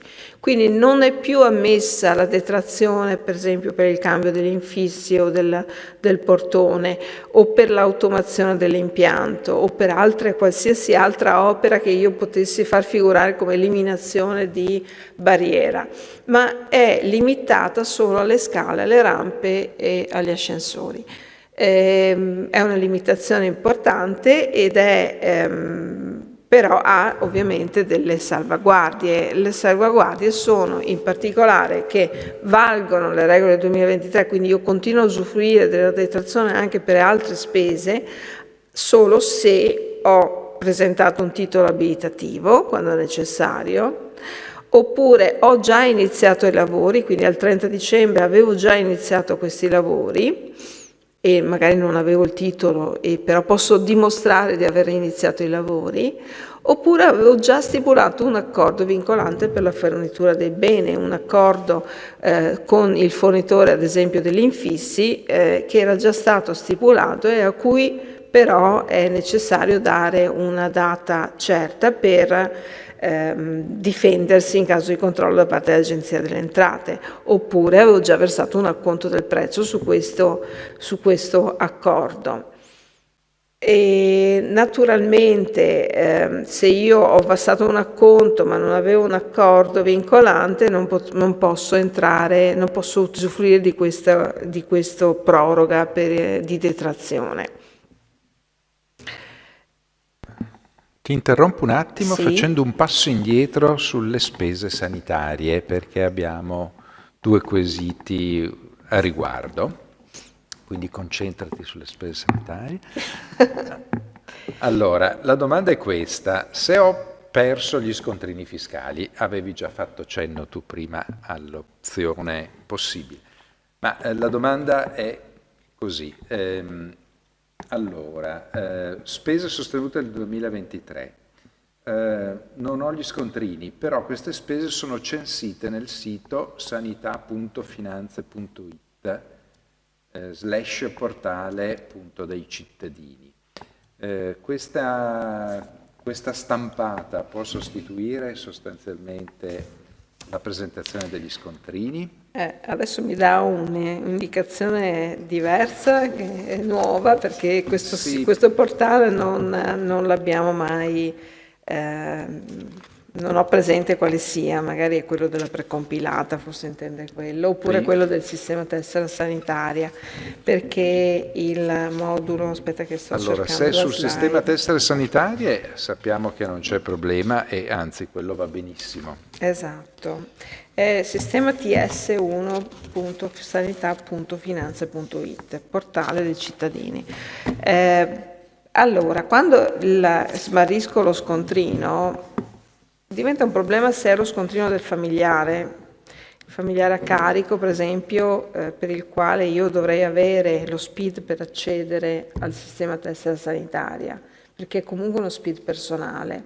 Io non posso accedere per il mio figlio minore. Il figlio minore deve avere uno SPID, quindi diventa un problema per i familiari. Guarda, a carico. ti è arrivato in tempo reale, chi pone la domanda conferma che questo portale cittadino è sul sistema tessera sanitaria. Benissimo, allora è valida l'elenco riportato in sistema tessera sanitaria, è comunque corretto elencare, stampare il modello, l'elenco delle spese.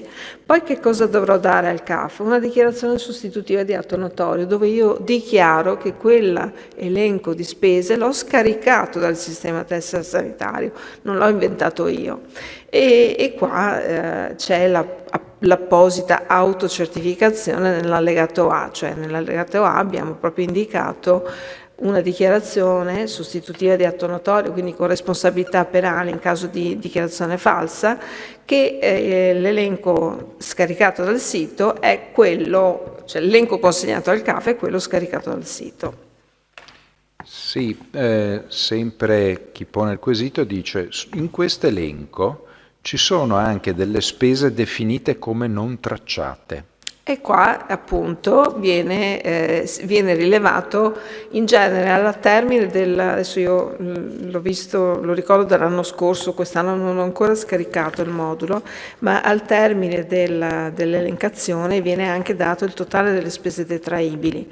Quelle non tracciate non si possono considerare, non sono ammesse, e c'è anche un codice specifico dove appunto si dice detraibile o non detraibile, se ricordo bene, se non è cambiato rispetto all'anno scorso.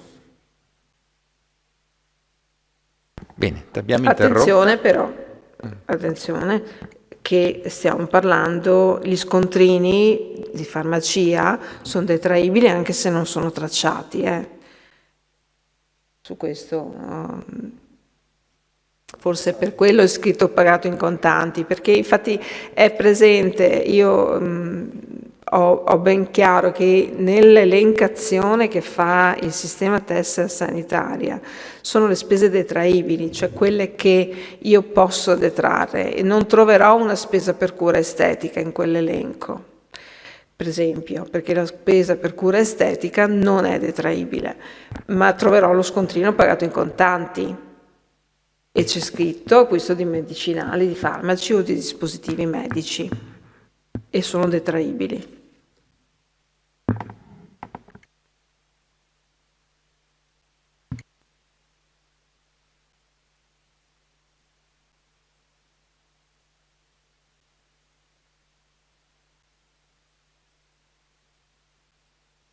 Bene, quindi le spese non tracciate saranno probabilmente queste spese dei farmaci pagate in contanti, in buona sostanza. Sì.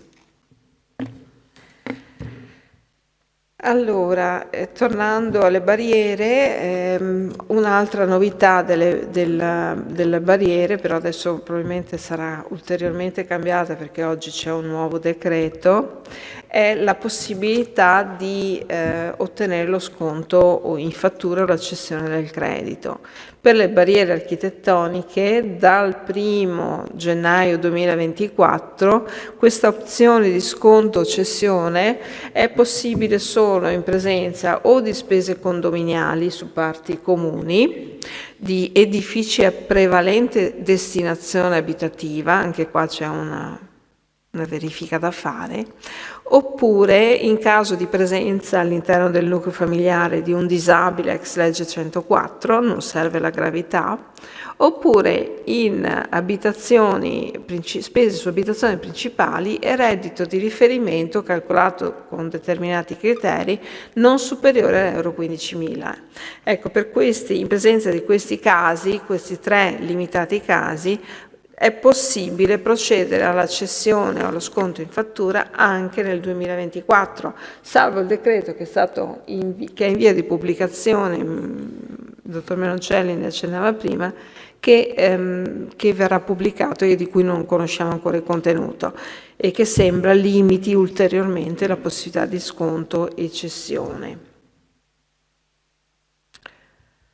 Andando avanti, il bonus facciate purtroppo non c'è più, nel 2023 non è più operativo, quindi il bonus facciate, il ripristino, la pulitura, la manutenzione straordinaria della facciata rientrerà nella manutenzione, nella spesa detraibile al 50 e non più al 60 o quando è stato al 90 in un certo punto. L'impianto fotovoltaico e il sistema di accumulo è ancora detraibile al 50%, rientra nella possibilità di usufruire della detrazione del 110% se si tratta di un lavoro trainato e collegato al superbonus a determinate condizioni e con certi limiti di spesa. Adesso non stiamo in generale, comunque adesso il fotovoltaico è considerato un lavoro per produzione di energie rinnovabili e rientra nel recupero edilizio con detrazione al 50%.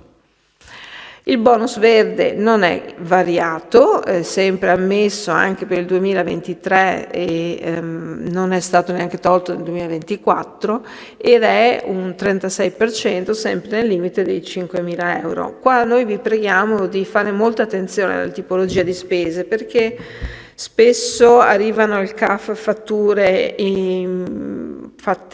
non fatte correttamente, riferibili a manutenzione ordinaria, quando in realtà si deve trattare proprio di una realizzazione a nuovo di copertura verde, per esempio, oppure di un impianto, per esempio, una sistemazione a nuovo di area verde o di terrazza, però deve essere un'attività nuova, quindi il semplice taglio dell'albero, della siepe non permette la detrazione del 36%.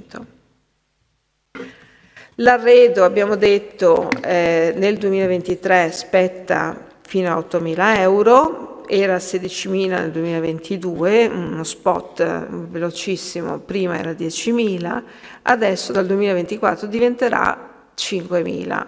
Attenzione alle nuove classi energetiche degli elettrodomestici perché dal 2022, entrando in vigore la nuova etichetta, è richiesto che ci sia la classe A per i forni, la classe E per lavatrici e lavastoviglie asciugatrici e la classe F per i frigoriferi, quindi A e F da ricordarsi. Non stiamo poi a parlarne eccessivamente. Le colonnine di ricarica solo fino al 2021, nel 2022 e 2023 solo se collegate a un superbonus, autonomamente, quindi acquisto di una colonnina di ricarica senza superbonus effettuata nel 2022 e 2023 non è detraibile.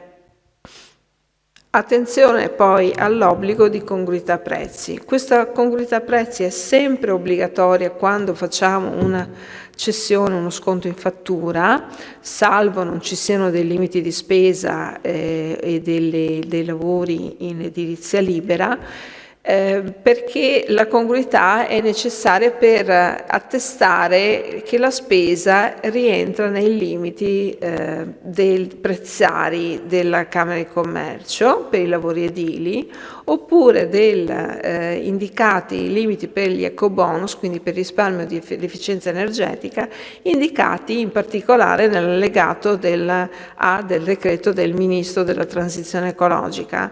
Un allegato A che è stato un decreto del febbraio 2022 e che interessa tutti i lavori che sono partiti a far data dal 16 aprile.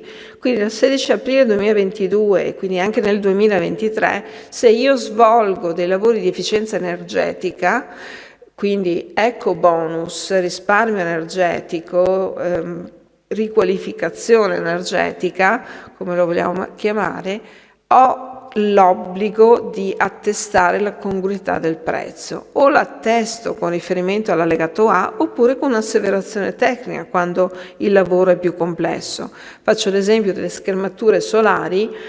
Il CAF che riceve la fattura per una schermatura solare ha l'obbligo di fare la verifica di congruità del prezzo rispetto all'allegato E, che richiede un prezzo, adesso mi sembra sia 276 euro a metro quadro per la schermatura. Ecco, il CAF fa esattamente questo controllo, verifica sull'Enea i metri quadri della schermatura solare e effettua un controllo sull'acquisto. Naturalmente dalla congruità non entrano, nel calcolo della congruità prezzi, non entrano i lavori di installazione, perché ovviamente la spesa di installazione può essere diversa a seconda di dove io vado, per esempio, a installare un bene, una schermatura solare. Se la faccio a Venezia è ovvio che ho necessità di una spesa di installazione elevata perché devo andare con mezzi non comuni. Ma questo è importante perché è fondamentale capire le spese, come va scritta la fattura, perché i fornitori ormai iniziano a imparare, però l'anno scorso abbiamo trovato parecchie difficoltà e abbiamo dovuto tagliare delle spese proprio perché il fornitore indicava un prezzo di vendita senza suddividere la spesa tra materiale e costo di installazione, che è quello che permette poi di detrarre interamente la spesa quando il materiale ha un prezzo congruo rispetto all'allegato A. La stessa cosa per le caldaie, anche qua si guarda l'efficienza energetica, ci sono dei determinati limiti imposti di efficienza, se non ci sono questi limiti si va in base a kilowattora termici. Ecco, è fondamentale quindi che la spesa del 2023 per riqualificazione energetica riporti anche la prova di congruità del prezzo. Anche perché l'anno scorso, diciamo, era un po' spassata sotto banco, nel senso che non era stata particolarmente vista e studiata questa norma. Invece siamo nel 2023 ed è assolutamente necessaria. Super bonus è ancora in auge, ci sono ancora delle spese che sono detraibili. Diciamo che in linea generale c'è una riduzione di aliquote, nel 2023 90%, 2024 70% e 2025 diventerà 65% della spesa, con delle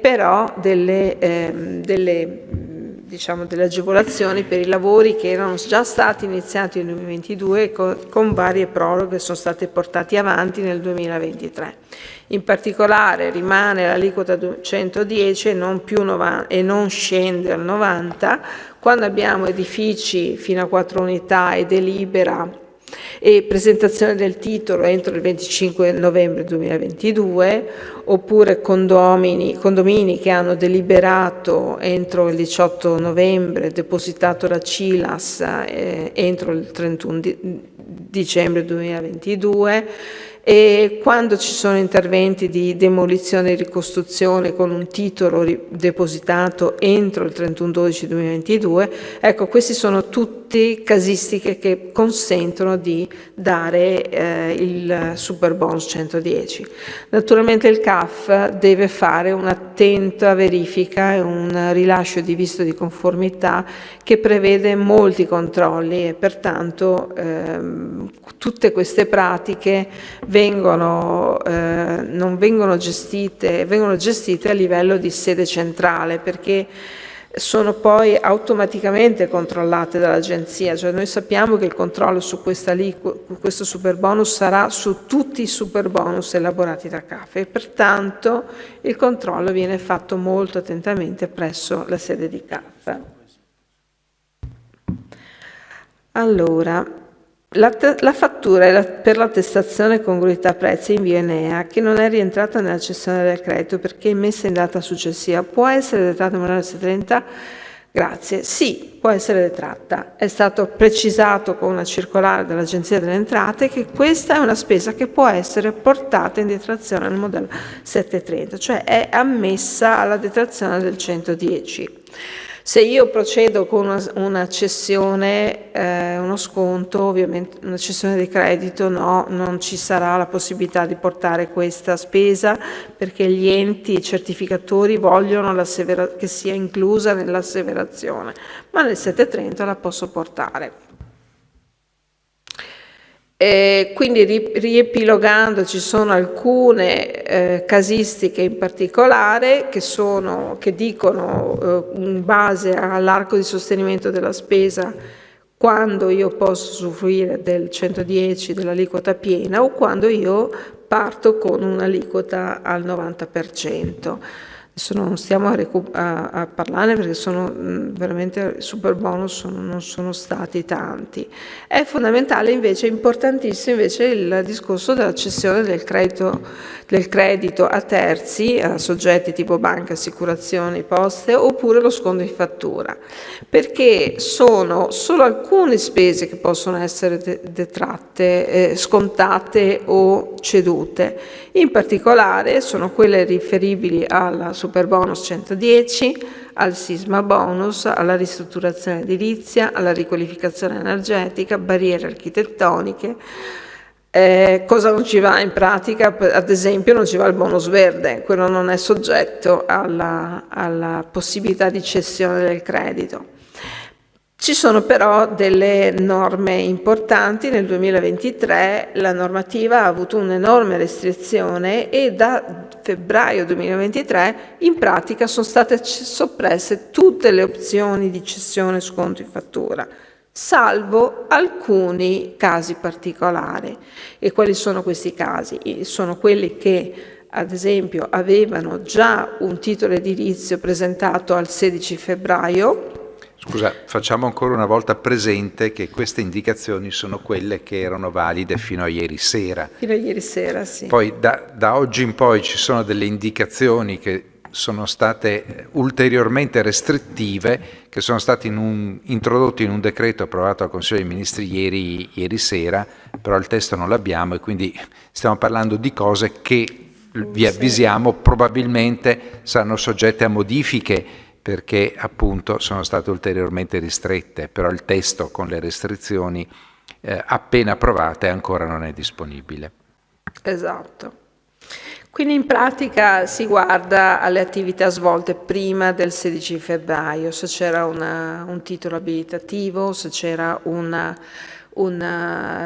delibera assembleare, un titolo presentato, mentre invece viene sempre ammessa ancora, appunto forse no, ma ieri sera sì, era ammessa lo sconto per le barriere architettoniche e per gli immobili danneggiati da eventi sismici e in comuni con dichiarazione di stato di emergenza, e anche per gli immobili, non l'ho scritto, ma soggetti all'alluvione del maggio 2022 nelle Marche.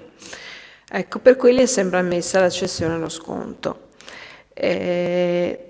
Poi, cosa dire, il discorso di spese, abbiamo il barriere architettoniche, la cessione l'abbiamo detta, solo a determinate condizioni nel 2024, che era quella appunto delle parti condominiali, del disabile presente nel nucleo, del reddito di riferimento non superiore ai 15.000 euro. Ecco, su queste nel 2004 le barriere architettoniche hanno queste limitazioni. Di fatto, se io oggi avvio un lavoro di ristrutturazione edilizia, non posso più usufruire della cessione del credito e dello sconto in fattura. E adesso passo la parola al collega che vi parla degli ultimi aggiornamenti. Le ultime slide riguardano, abbiamo selezionato 3 notizie che sono le novità per il 2024, di cui comunque abbiamo già parlato durante il convegno. Uno riguarda il trattamento integrativo, un diverso conteggio rispetto al 2023. determinato dall'introduzione dell'aumento della detrazione per lavoratori dipendenti fino a 15.000 euro, dal conteggio per non far perdere il trattamento integrativo di 1.200 euro, dal conteggio il raffronto tra imposta lorda sui redditi di lavoro dipendente, che deve essere capiente, quindi maggiore della detrazione del lavoro dipendente. La detrazione del lavoro dipendente viene decurtata dei 75 euro dell'aumento che aveva stabilito la norma, altrimenti senza questa diminuzione sarebbero usciti fuori i redditi fino a 15.000 euro, avrebbero perso il trattamento integrativo.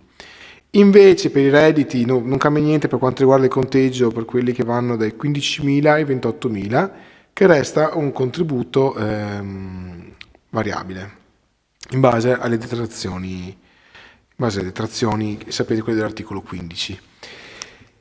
L'altra novità per il 2024 riguarda il taglio di 260 euro da applicare sull'imposta sulle detrazioni spettanti. Quindi una volta fatto il conteggio di tutte le detrazioni, comprese quelle relative ai redditi, già un primo taglio tra i superiori ai 120.000 euro di reddito fino all'esclusione, diciamo sopra i 240. Comunque, considerate tutte le detrazioni dell'articolo 15, tolte quelle per spese sanitarie, da queste detrazioni deve essere tolto o decurtato un importo di 260 euro solamente per i redditi superiori a 50.000, e questo, come si diceva all'inizio, per recuperare della liquidità destinata all'aumento della detrazione dei 75 euro. Quindi vedete, una riduzione di 260 euro si applica solo qualora il contribuente abbia oneri appartenenti a una delle seguenti categorie: 19%, che sarebbe l'articolo 15 del TUIR, escluse le spese sanitarie. Poi oneri derivanti da erogazioni liberali ai partiti politici, dove la detrazione è del 26%, e i premi di assicurazione per rischio e eventi calamitosi. L'altra novità normativa riguarda le locazioni brevi. Per chi fa compilazione del modello 730, da sapere, come avevamo detto anche all'inizio, che il modello 730 può essere utilizzato se si hanno fino a 4 contratti di locazione su 4 immobili in locazione breve, perché dal quinto immobile in su gestito con le locazioni brevi viene considerata da parte del fisco un'attività commerciale, quindi si rende obbligatorio l'utilizzo del modello redditi. Invece fino a 4 immobili si può ancora utilizzare il modello 730. Locazioni brevi con l'opzione della cedolare secca, la tassazione sarebbe al 21%. Il 21% dal 2024 può essere applicato soltanto ad un contratto solo, mentre per gli altri passa al 26%.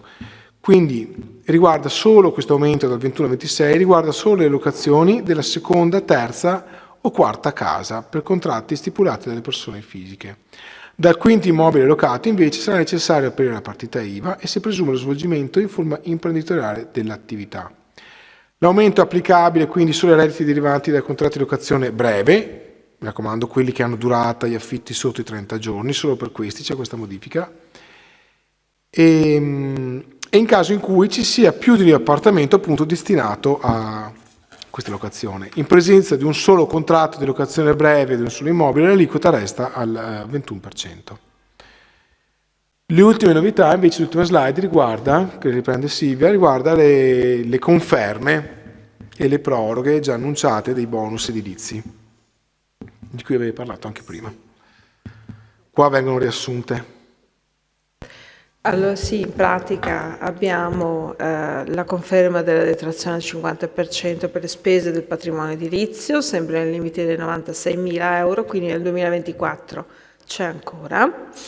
Il sisma bonus ordinario, che riguarda anche gli acquisti, che è al 50, 70, 75, 80, 85 per i condomini, e anche questo è prorogato nel 2024, questo aumento. Abbiamo il sisma bonus per le parti comuni appunto al 31 dicembre 2024, il bonus mobili che diventa 5.000 euro, il bonus verde c'è ancora, non c'è più il credito per i sistemi di filtraggio dell'acqua e addizione con anidride carbonica.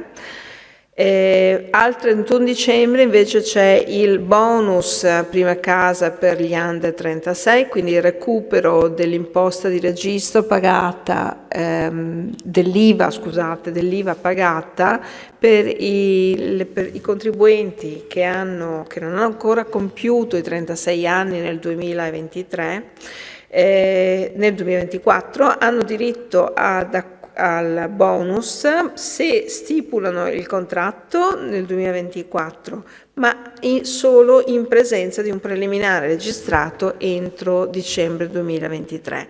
Questo perché non è stato prorogato nel 2024, c'è solo questa, clausola di salvaguardia per chi aveva già un preliminare registrato nel 2023. E poi invece l'altra novità è il bonus della casa green, cioè la detrazione del 50% dell'IVA sull'acquisto di unità immobiliari che sono in classe energetica A o B. Attenzione, riguarda solo le spese del 2023, perché nel 2024 non è stato prorogato. Io non ho altro. Bene, allora... altra proroga, scusate, altra mancata proroga, non ho parlato prima, era quella riferita al credito per l'attività fisica adattata, le spese di chi fa attività particolare, attività fisica particolare. È durato solo un anno, nel 2024 non ci sta più e neanche nel 2023. Bene, allora grazie a chi ha partecipato all'incontro e l'ha animato con i propri quesiti. Ovviamente grazie ai relatori di PAI SRL, la società di servizi di CAF interregionali dipendenti. Se siete stati interessati all'argomento, queste e altre indicazioni le potete trovare anche sul sito di CAF interregionali dipendenti, www.cafinterregionalidipendenti.it, oppure potete anche rivolgere, come abbiamo detto all'inizio, domande al CAF utilizzando la mail assistenza@cafinterregionale.it. Grazie ancora, buona giornata. Buona giornata a tutti. Grazie.